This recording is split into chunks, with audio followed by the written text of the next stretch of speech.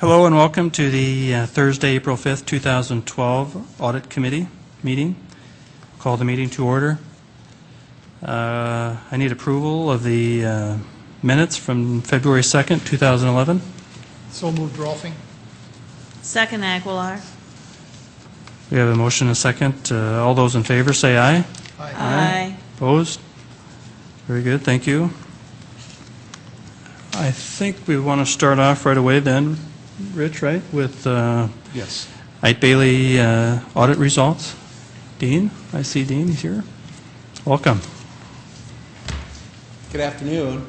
I'm Dean Bucknerberg, overall engagement partner on for the city of Sioux Falls engagement for Ike Bailey.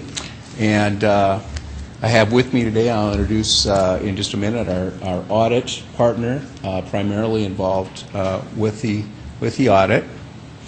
And just a few opening remarks. The process, of course, is complete at this point. We are issuing an unqualified report.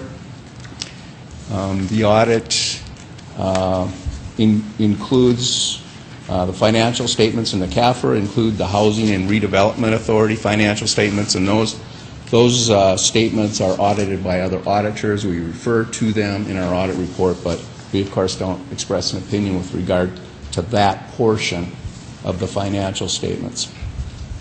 And you'll see, and my partner, Brian Stavanger, will talk about this, that the financial statements, the city has adopted GASB statement number 54 this year, which is a new statement which redefines elements of fund balance. And that's meant to clarify for the readers how that all works and change it a little bit. But no audit entries. We didn't find any material weaknesses. We do have one significant deficiency to report, and Brian will go into that, but it has to do with preparation of the CFA. And our audit did cover 7 major programs under OMB 133. Okay. Thanks. And we had good cooperation with the finance department, Tracy and his people, and Rich with internal audit. Great people to work with. We appreciate that. So to talk more about the details, I would like to introduce Brian Stavanger, our audit partner that was primarily involved with the engagement, and please interrupt with questions at any time. This to be a give and take presentation. Thank you. As Dean mentioned, my name is Brian Stavanger, serve as the audit partner for the City of Sioux Falls audit. And really do want to compliment the staff of the city. It's quite an accomplishment to be here in early April presenting a finalized audited financial statement. You really have until the end of June, and I can tell you a lot of the larger cities in this region take right up to the end of June to finish. So very complimentary of their cooperation and their assistance in helping this process get completed so timely. So every year the city prepares a CAFR, which is really a comprehensive annual financial report. There's kind of a basic there's a basic requirement, and they really have gone over and above that, and they've done that for years.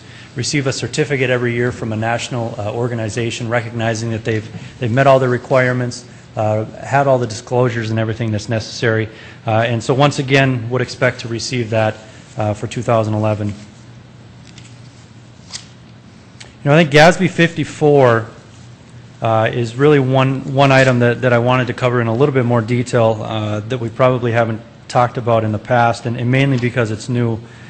But what it has to do with is fund balance, and fund balance is really at the end of the year you've got kind of your reserve funds or what's left over at the end of the year that can be used going forward. And GASB 54 really just redefined fund balance and ending fund balance. Previously, you would have seen really 3 categories. You would have seen restricted, unrestricted, well, really two, restricted and unrestricted, sorry. So restricted would be just that, really restricted for specific purposes, and everything else really went into unrestricted. In unrestricted, you then had the ability to kind of earmark certain items, and that would be called designated. And so they really just redefined those. Pretty much the same definitions, but again, kind of giving them new names. Still have the restricted fund balance, and that really has gotten more specified as to it needs to be a third-party restriction. So a lot of times there's a restriction due to debt requirements that you have certain funds set aside to pay future debt. That would be an example of restricted. Now the unreserved or unrestricted really has been broken down into a few different categories. You've got committed fund balance, and this is all covered on pages 48 and 49 of the CAFR, 48 and 49. But committed fund balance is where, as a council, you really have earmarked or set aside or committed funds for certain projects, certain activities, and that would be committed fund balance. Then the next one is assigned fund balance, and that's really where internal staff have set aside or earmarked certain dollar amounts for certain projects. And then everything else goes down to unassigned. Everything left over is unassigned. So not an enormous change, but really redefining and I think strengthening the meaning of the fund balance at the end of the year. Yeah. Are we supposed to have this report that you got right now at this point, or aren't we? That you're referring to? It's a good question. Rich, Don't have does finance have the CAFR right now, Tracy? Is that, I haven't seen it on the city website, so I don't think it's been Excuse me for published yet. interrupting, but it's nice to, when you refer to pages, to be able to refer to pages. They were printed this morning, and the city council members will all receive a copy, and I believe by morning, if it isn't already, it will be on the city website, so we'll make sure that you each get a copy. Okay. Yep. So I think what we need to do is kind of remember, and Rich is taking detailed notes. Copious I'm notes. taking copious Copious. notes, yes. Yeah, please, remember how old I am. Sorry, I saw you looking down. I thought maybe you were flipping through. So just pages 48 and 49, and really see those definitions, and that'll get you pointed in the right direction when you do receive a copy of that. Dean had mentioned a few different items, and let me just turn the pages so I can make sure I can get there. You know, he mentioned that we did not have any material weaknesses, but we did have one significant deficiency. The significant deficiency finding that we had is a repeat finding from 2 years ago, which surrounded the preparation of the CFA, and the CFA stands for the Schedule of Expenditures of Federal Awards. So the best way I could kind of illustrate this is the accounting system of the city really kind of gets grouped together and is used to then create the CAFR, or the full financial statement of the city. It is also used to prepare the CFA, which is really reporting the federal expenditures for the year. And similar to when we go through the normal audit process and make sure the financial statements are all accurate and everything, we do similar procedures on the CFA to ensure that it's accurate. The numbers on there are accurately reported by program, by year, all of those things.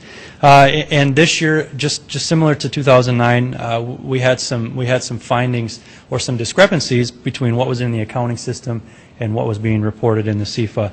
After further investigation, it was really a kind of a misunderstanding of what type of expenditures are supposed to be reported and what year they're supposed to be reported in.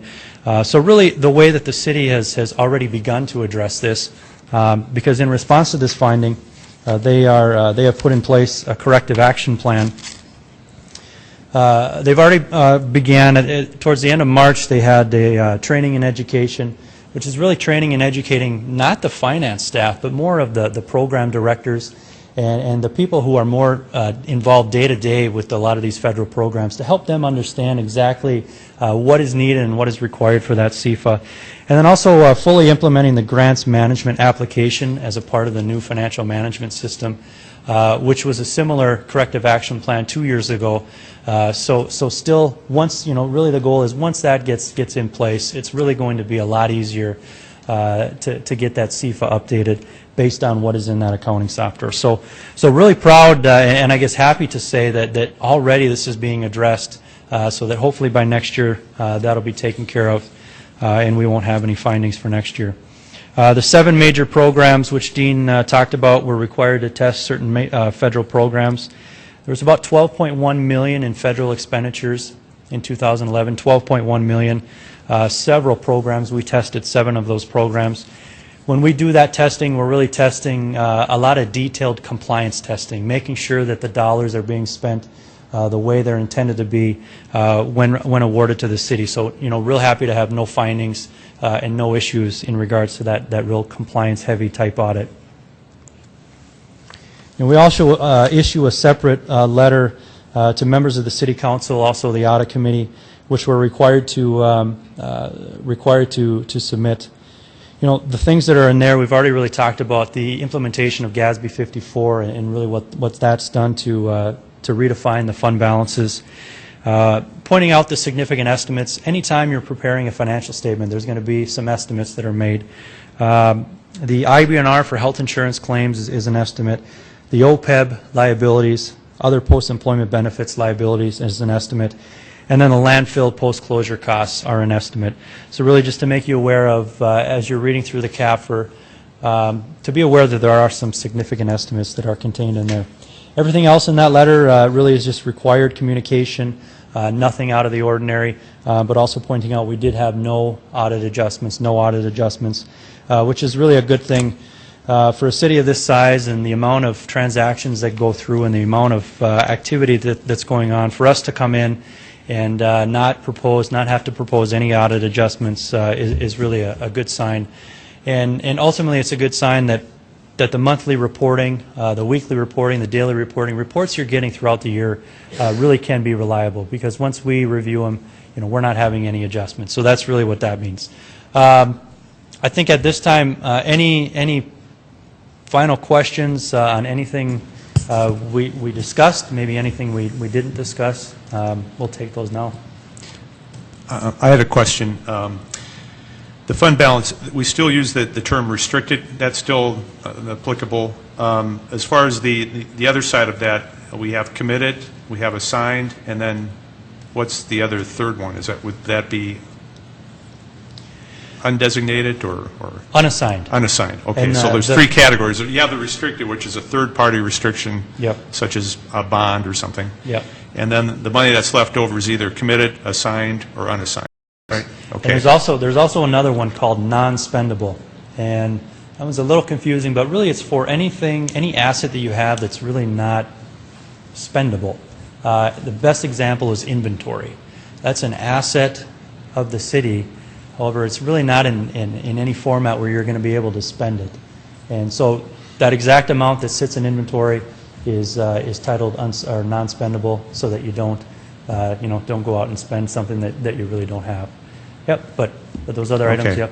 Just for the benefit of the council, the fund balance is you take the assets, you subtract the liabilities, that's your fund balance, and it's usually cash, but as you said, some of that asset is inventory, so obviously you can't be spending that. So, Yep. okay. Any other questions for Brian or Dean? I have- Councilor Aguilar. When you were talking about the one significant deficiency finding, you stated that was a finding 2 years ago, but it wasn't a finding last year then, or Correct. was it? It was not. was not. It was not last year. Oh, okay. Thank you. Councilor Rolfing. Yes, Brian, how do you feel, and do you feel there's going to be an effect with the new software that's coming into play? Is that going to make this job of yours and the Finance Committee easier, harder, short run, long run, that kind of thing? I think anytime there's a change in software, it's a long-term gain, short-term pain, long-term gain. It's just changing systems and changing the way that things are done. It's a big learning curve, but ultimately, long-term, it's going to be beneficial. And long-term for us, we're confident that it's going to be beneficial in our process. Now, really the decision to make that change shouldn't really hinge on how the outside auditors are going to, but we really feel that'll be very beneficial, and it will help them prepare for the audit in a more efficient manner, we feel. Okay. All right, I guess that's good. Thanks, Brian. Anything else? Yeah. Nope. I think that's all we Dean? have. Dean? Anything? Well, I guess I'd just add that once you get the comprehensive annual financial report in your hands and you're going through it, it's about 30 minutes of reading. No, it's pretty thick. But as you go through it, and there's questions, please feel free to give us a call. We'll help you understand anything that you don't. And we appreciate, again, working with all of you. Certainly, finance and internal audit have been great to work with. Dean, the CAFR has a real good executive summary, doesn't it? That Yes. kind of- Yeah, it's got management discussion and analysis. I think that's a good place to start. Yeah. And that's a pretty good summary of how it all works. Last year, the presentation was just made to the audit committee, and we didn't schedule one for the full council.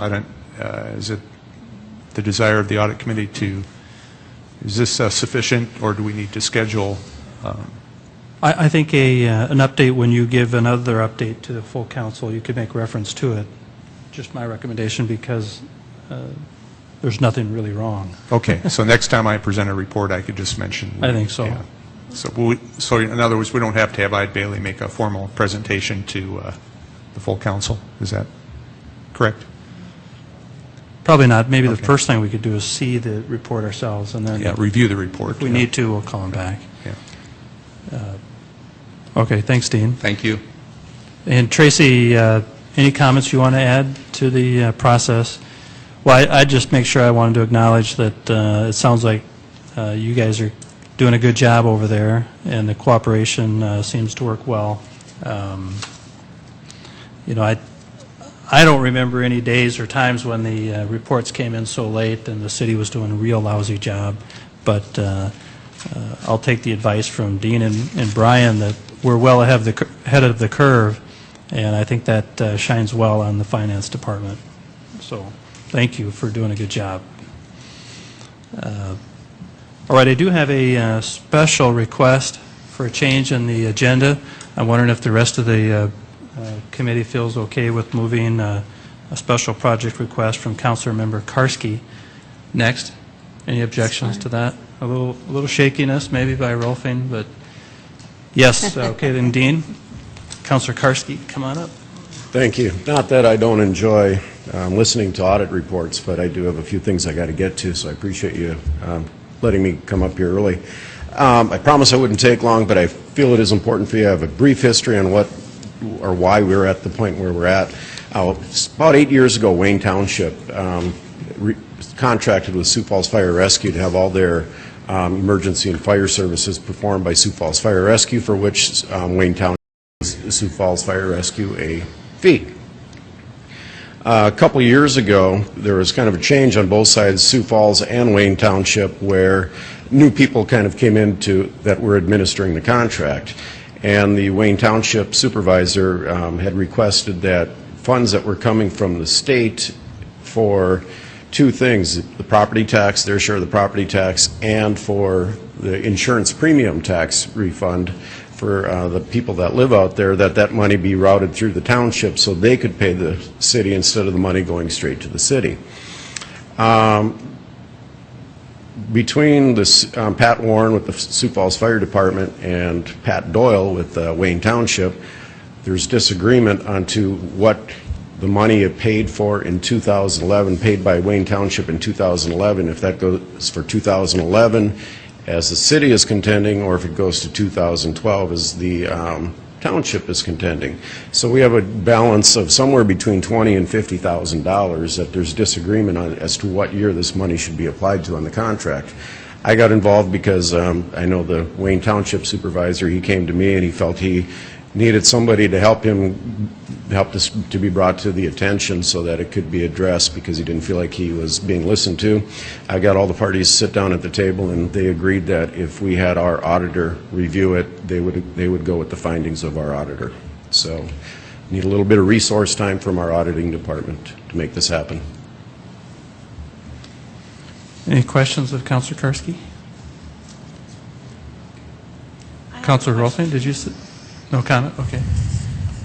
Point number 2 of the document that we have, receiving proper credit for fire insurance tax reversion since the beginning of the agreement dating back to 2005, and yet I hear you mentioning a more recent 11 or 12 question. So I'm wondering the scope.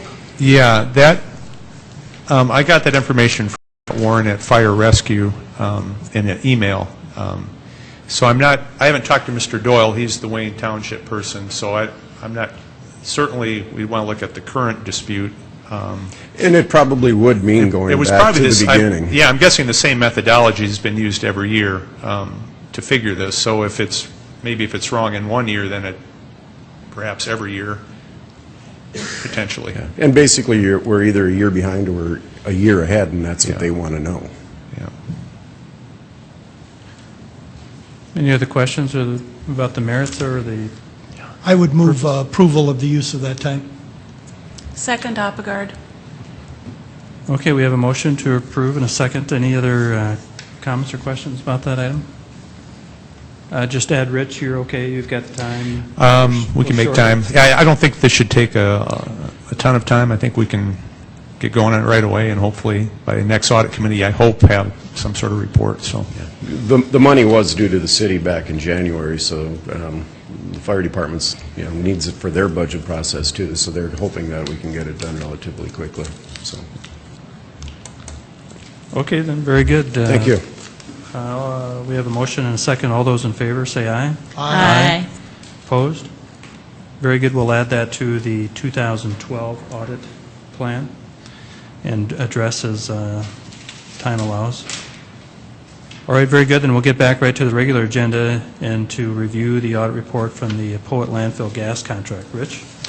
Yeah, it's a very short report. It was just a very narrow scope audit. We looked at the contract the city has with Poet Biorefining from 2008. The agreement calls for the city to provide Poet with landfill gas, and there's a pipeline going from the city landfill there on the west side of Sioux Falls, about 13 miles to, I believe it's Chancellor, South Dakota, and the Poet uses that as a fuel to produce ethanol. And there was an agreed upon price. There's as part of the contract, the gas is supposed to be of a sufficient, quality and quantity.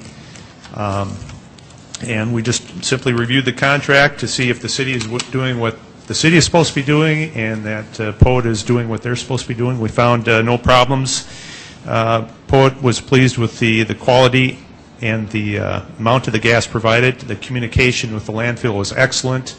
They were being invoiced monthly and paying on a timely basis, and it was getting receipted in appropriately to the accounting system. So we didn't really have any issues with that. This was a request back when we did the audit plan. Public Works had requested we put this on the audit plan, so that's why it's a very short report with no recommendations. So, Any questions or comments about the report? Move approval. Very good. Second. We have a motion to approve and a second. All those in favor say aye. Aye. Opposed? Very good. Thanks, Rich. okay. All right, move on to the next one with the city fees. Yeah, I'm going to let Tim do this. He's the one that performed the audit. We did have several recommendations. We had not requested the administration provide a formal response. We were hoping that after Tim presents a report, we might have permission to discuss this with fiscal committee in the future. So I'll let Tim kind of take it from there. The city fees audit had 5 objectives that we looked at. You can see those on the first page of or actually the second page of the report. Those are looking at what fees are in city ordinance and whether or not the fees collected were in accordance with ordinance and that they're recorded properly in the general ledger, where the fees, when or were the fees last reviewed, and does the city have some sort of a formal policy in regards to how fees are created, maintained, whatnot. The fifth, of course, as you can see there, were the best practices followed when setting and reviewing the fees. We took our guidance, as you can see from the scope and methodology section, from mostly from the Government Finance Officers Association. They have a best practice guide in regards to fees. We looked at that as our primary guide for this audit. And that leads then to the recommendations. The first recommendations is in regards to having a citywide fee policy. This policy would probably have to be sectioned out by department, because each department's going to probably have a different philosophy on what those fees, the purpose of what the fees are, and how they keep those fees up to date, how they create a fee, whatnot. So we wouldn't anticipate that a fee policy would probably end up being quite long if done thoroughly. However, what we anticipate is that the council would direct how that policy should state, and maybe the council would decide that it could be very generic and basic to cover the city's needs. The second and third findings or recommendations are in regards to transparency. The first being that we would recommend over the course of time that the fees would all be consolidated in Chapter 15.5 of City Ordinance. That's entitled fees. Currently, there's only a few areas of fees that are in that chapter. However, there's fees strewn across City Ordinance in different areas. And so what we'd recommend is, as fees come back to the council for updating, that those get put into that Chapter 15.5, and then a reference be put into the other sections referring a person looking at a certain section to the fees to be able to obtain the information on what a fee is. We felt this would help with the transparency for the public. If they're looking for a fee in ordinance, they could go to the fees section and it should tell them what the fees are. The third one is just to put those fees out on the city's website, and so that all the fees are there, and the citizen could have a quick reference to the fees that the city charges. In total, as I counted them up this afternoon, I came up with roughly 857 fees. That's approximate that the city has in ordinance, and that can vary depending on someone's definition of what a fee is, but by the definition that we were using, that's the amount that I came up with.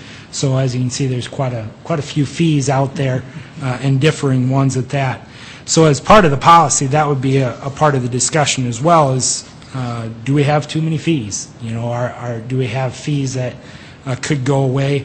One that we talked to finance about, and they've already taken action on, and they were doing so prior to our discussion, was a fee for bicycle licensing, a $1 fee.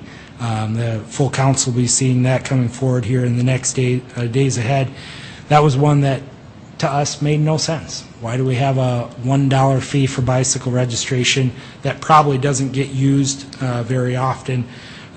So those are the kind of discussions that are yet ahead for the full council on what they would like to see for a fee policy, if anything at all. I'd be happy to answer any questions. Any questions for Tim? Councilor Rolfe. Yeah, I had written one down on your first recommendation. When you say recommend the citywide fee policy be created to cover the city's philosophy on fees and things, would this include the fees that the enterprise funds charge? Well, there was already a resolution that we found, right, Tim? Correct. There is a resolution. That you passed about 2 years ago, I think. Yeah, it was a while back. Anyway, that resolution does talk about, for the enterprise funds, that they would be covering 100% of the cost of the service provided. It is pretty brief, in my opinion. I think it could be expanded a little bit. My understanding of where the enterprises are actually having fees above what the cost is to get the reserves up, at least at this point. And that would be something that would be a part of the philosophy of if the council didn't want that, they could say that, that we don't need to have, we just want 100% of the cost covered. We don't want you to be building reserves. I'm not saying that that's a good or a bad idea. I have, I'm saying I'm staying opinion neutral on that, but it's something for the council to decide. And I would add it in, quite frankly, if I put in the enterprise funds as part of this full fee policy. Okay, that's what I wanted to know, whether you would add that in, or whether you would, because they are separate entities in and of themselves, that you had separated them out, but you obviously Yeah. have kept them in. And under accounting standards, I believe, when we classify something as enterprise fund, we basically expect it, and the accounting is such as like a business where it's expected to pay for itself, or the fees cover the costs at least. Yeah. Okay. We did find, that fees, for the most part, are being reviewed by departments. And so maybe as far as that citywide policy, the council gives some general direction of, we expect at least every 5 years that fees be reviewed by departments. This policy could be fairly brief, leave some discretion to the departments as how they review fees, but just give a kind of a written direction of the philosophy of various fees. For example, often cities will have a policy on recreation for children that they're not expected to cover the cost of providing that recreation. It's more of a, maybe there's other reasons that you charge a fee. It is not to recover the cost of swimming or a rec league for youth. Yeah. Ooh. Any other questions Sounds or like- comments? The transparency part that I picked up on, it is kind of would be interesting to see what the fees are. If anybody wanted to look and was looking to maybe start a business or do something here, they could go and find them altogether somewhere. I had no idea that there were that many different types of fees. I would have never guessed that, but I don't think we realized when we started this project that there were so many, but there might be a little redundancy there, but there's always that conversation about, is it a fee or a tax? And maybe just to make it clear would be beneficial to the community, even for me probably. So what you're maybe thinking is that perhaps the fiscal committee should... Yeah, we'd seek permission to put it on a future agenda of a fiscal committee, just to begin a discussion, and certainly have the directors involved in that discussion, and just kind of get the ball rolling on that. So That makes sense to me. I would ask that the assistant clerk add that to the fiscal committee's list of future topics. Do we need a motion for that? No, I think that as chair of the council, unless you want to, What was the question, Rex? whether we need a motion. No, I don't think so. I think you need a motion just to accept the report. To accept the report. But certainly that, I think. That part we can take care of on our own. Does the finance director, Tracy, do you have any comments or participation you want to?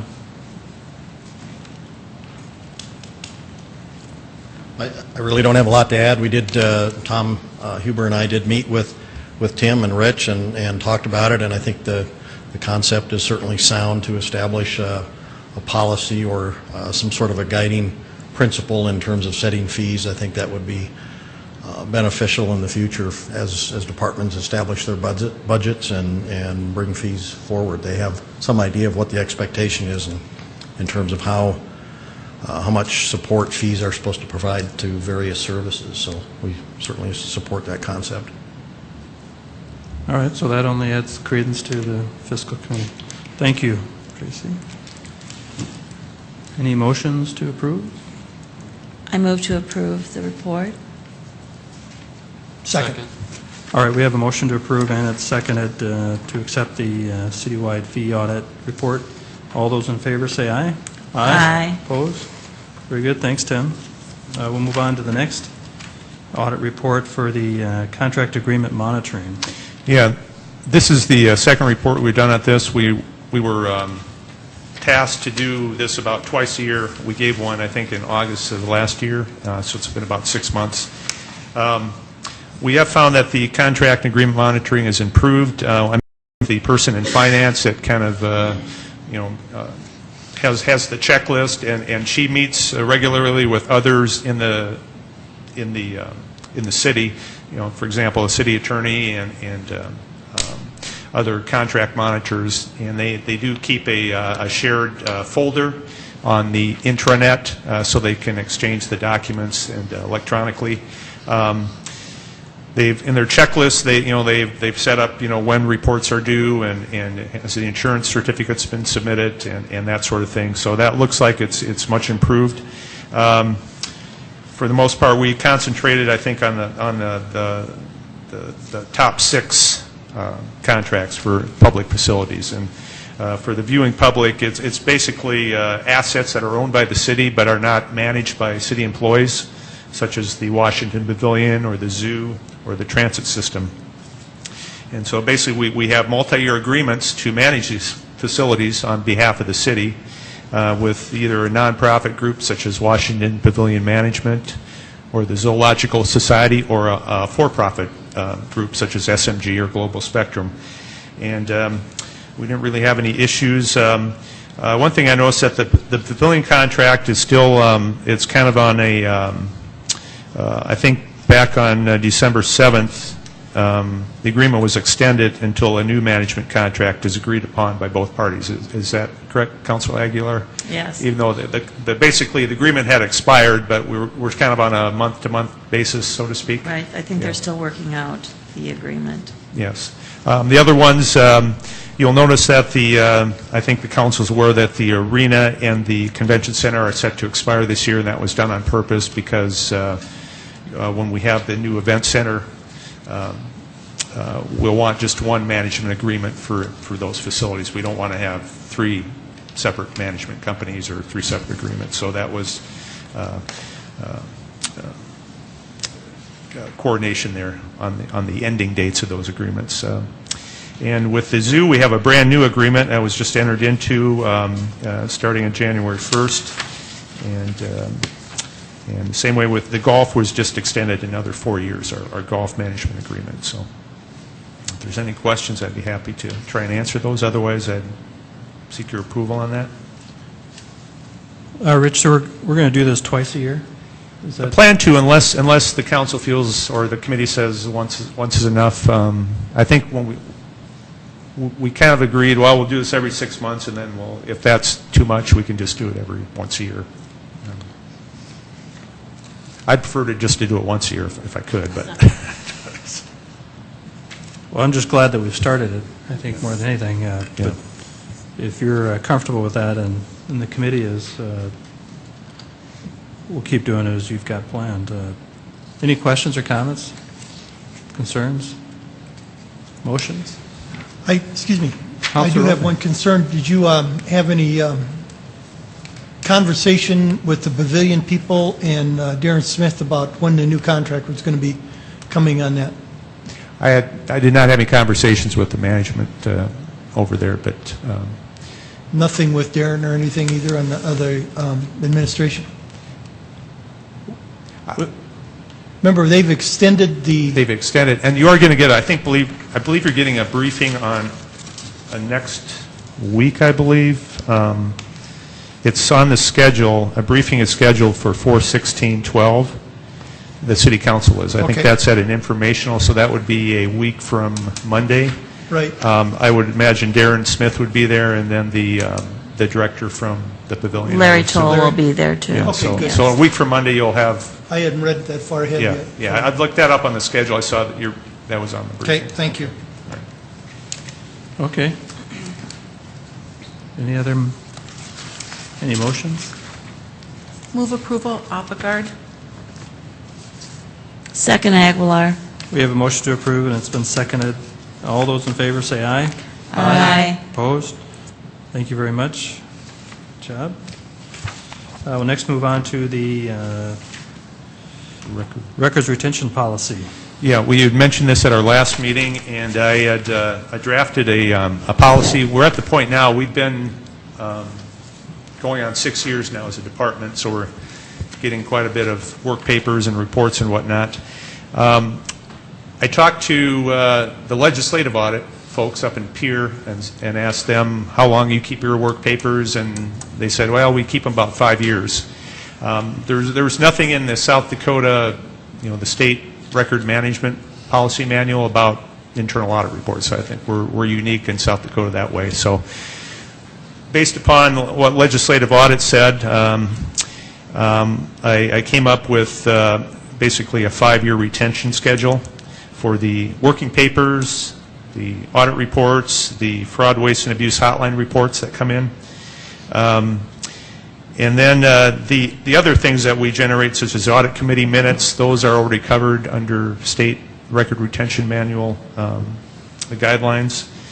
And what we just heard from I. Bailey, the audited financial reports are already covered under the South Dakota retention manual. So we just said that we would, as a committee, we would follow the state law.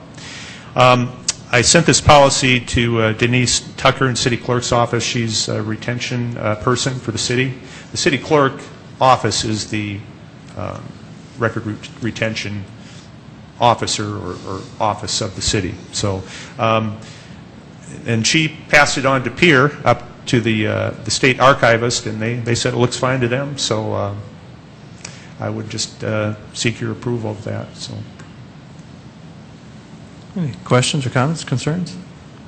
And before we get rid of any records, the way it's supposed to work is you fill out a form with the city clerk, destruction, what are you getting rid of and what is it?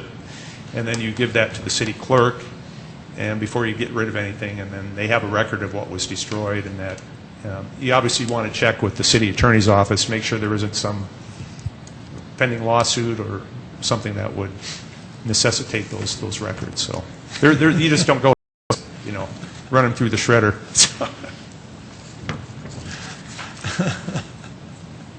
Councilor Aguilar. I would move approval of the record retention policy as stated in the document. Second. Okay, we have a motion to accept the policy as recommended and seconded. All those in favor say aye. Aye. Opposed? Very good. Thanks, Rich. So we have an audit committee vacancy. Yes. Any information? Go ahead if you've got any.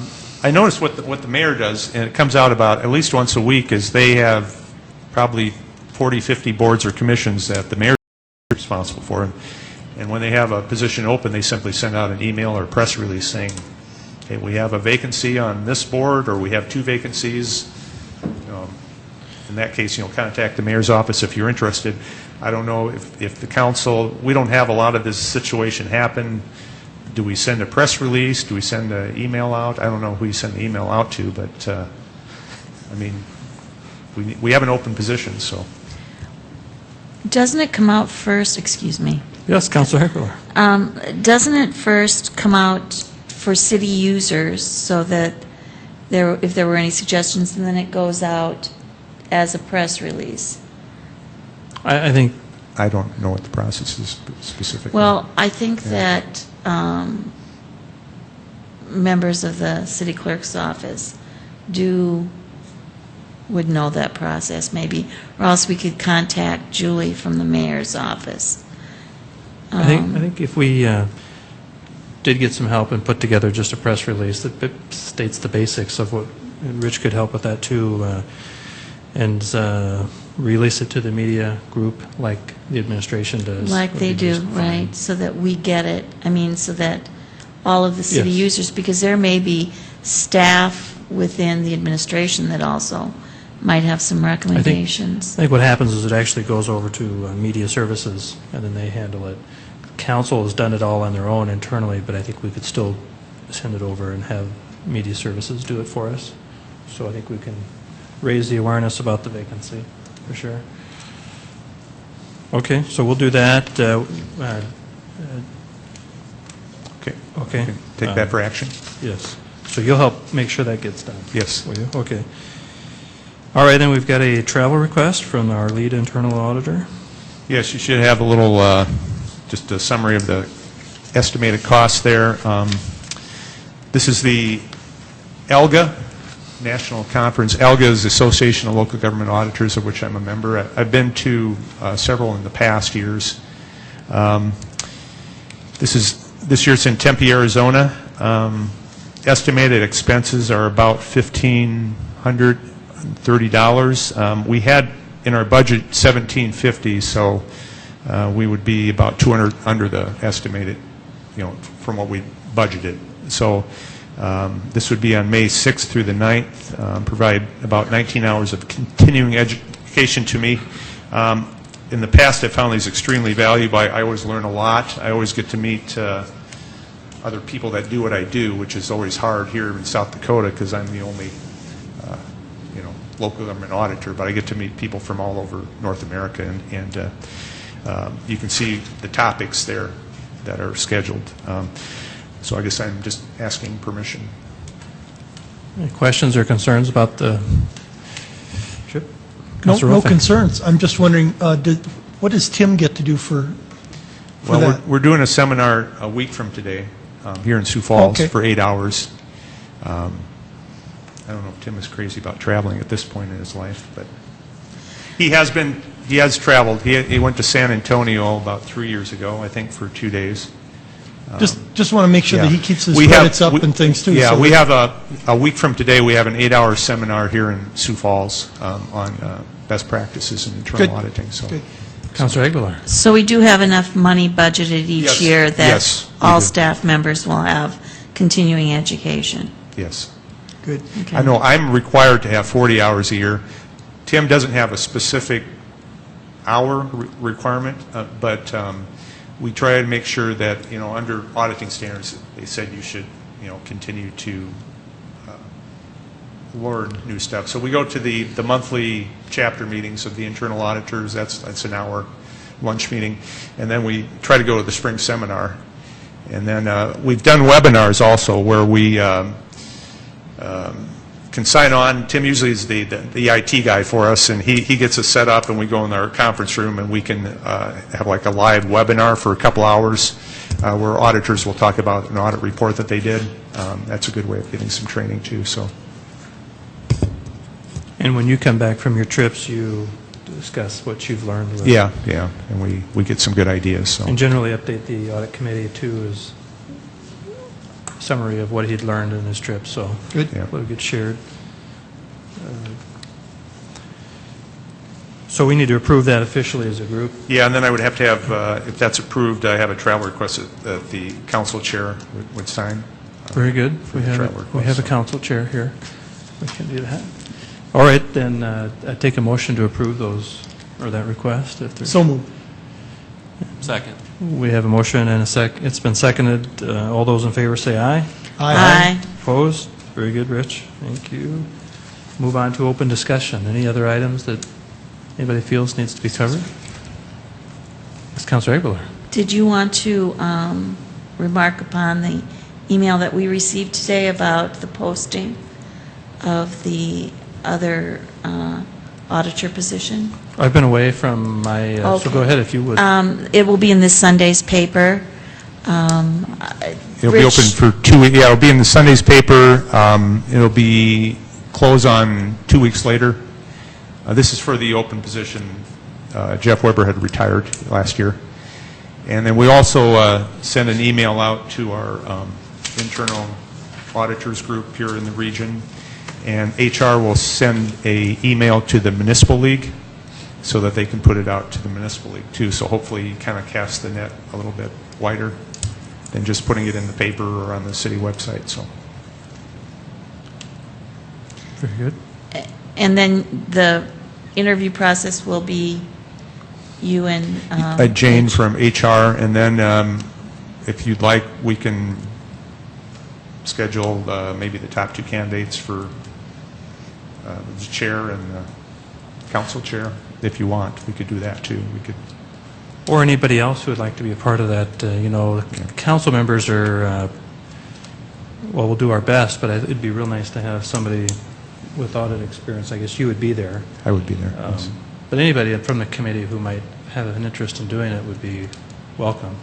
Yeah, I'd be happy to join in on that. Yeah, it if probably works wouldn't be with the until- schedule. Probably when, in the middle of May, I would think, before we got interviews scheduled, so. Okay, okay, good. Okay, any other openness? Yes, Member Applegard. I have two items. One, I noticed, speaking of Jeff Weber, his name is still listed on the city website as an internal auditor, so whoever manages the city website might want to update Oh, I that. thought we'd taken them off. but No, I will- looked, the website I was on the other day was contact us/council clerks/auditors, and he's Okay. still there. He's still there? Yeah. Oh, I thought we'd. Yeah. And then the other thing, I was prepping for a class the other day, and I was on the city site looking for the access to the fraud hotline information. I used a search fraud. I used a search term of fraud hotline. I, as an outsider looking in, was unable to locate that fraud hotline telephone number. Yeah. And I think that should be readily apparent on the homepage of the internal audit, if nowhere else. When we instituted that at the time, back in 2007, the decision of the council at that point was just to make it internal for city employees. We haven't really had that discussion since that time in 5 years. We've just kept it internal. It's on the intranet, which is the employees. Because was the purpose then, because it wasn't meant to be John Q. citizen calling about what he saw potentially as fraud, it was more No, of what... it was more internal at the time, although there are cities that do have a hotline for citizens. It's sort of kind of a decision of the elected officials. Do we want to have a hotline for the citizens as well as one for the employees? So, I noticed one other example that I was able to find to show my class, and that was a publicly traded company right on their investor information home site. They had a point of contact for concerns, including fraud. So I guess maybe we want to revisit the policy we could given, probably revisit that with the time. council. And you know, what the access point should be, and if it is restricted to employees. Councilor Aguilar. I would suggest that this group give a recommendation to the council, you know, how this group feels, and then we can go from there. If I as can as just a remember right- reminder, there would be a change in the cost too, I believe, because they base the fee on, I think, how many calls they expect. So they ask you how many employees you have, and they adjust their fee. So if it went public, then I don't think it would be outrageous. I think right now it's $1,750 a year. So I don't know what the... I would suggest then that you look into that, and because we are going to begin the budgeting process, so this would be a topic that I would suggest would be on our next agenda to make it timely with the budget process. Okay. Yeah, so let us know what the public rate would be, and very good, very good. Anything else? Any? Well, I think in your cost estimate of that, you're going to have to somehow try and estimate man-hour costs in there too, because someone's going to have to respond to all of those fraud items that the citizens may find and call in about. That's true. I think at the time, back in '07, we thought that, well, the citizens always have the opportunity to contact a council member or call the mayor's office and not have fear of retribution. But like Ann Oppegard said, a lot of cities just have a hotline for the citizens, and they just set it up, and they just deal with whatever calls come in, they handle them. Well, it seems a little incongruous that we have the ability to report without attribution a code violation by a neighbor. But we don't, as a citizen, have an opportunity to report a concern of fraud. That's true. It has been a little bit of a challenge to even expose the public to the potential that there could even be worries of fraud. So it's been kind of a slow move towards even letting a number like that become public. So I think it does seem simple when you think about it, that, you know, what's the harm, you know, but it's just been a slow stepping process. So Yes. Well, Councilor maybe Aguilar. Rich could not only bring costs forward, but also if there was some investigation done as to pros and cons Okay. that he could share, that he finds for the... And certainly when I'm in Tempe in a month from now, I can talk to some of my fellow auditors and say, so your hotline, is it open to the public? And if not, why not? Or if it is, how many calls do you get? Right, a call from a citizen complaining that there's 3 guys standing at a construction site at some corner and nobody's working. Yeah, could tie up the phone line or the cost of processing a claim like that when there's no real claim. But I think Anna's right, too. When you can call in a code enforcement violation, I believe, anonymously, or I think you can just do it on an email or something like website. You can do it that way, so. All right, well, very good. Any other items, anything else? I think we're good then. If there's nothing else, I'll take a motion to adjourn. So moved, Aguilar. Second, Hoppegaard. We have a motion made and it's been seconded, so all those in favor say aye. Aye. Opposed? We are adjourned. Thank you.